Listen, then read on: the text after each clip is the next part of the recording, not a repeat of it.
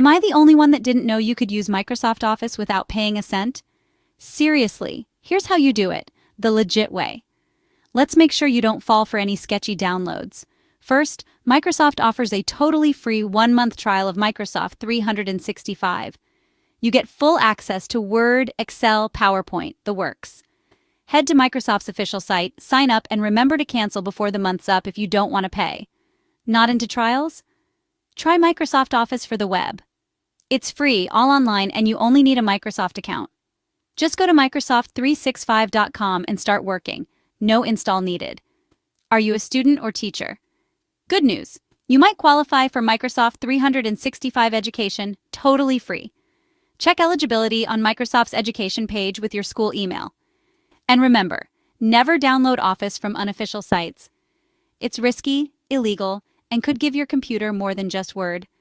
So stick with these safe official options and get creative.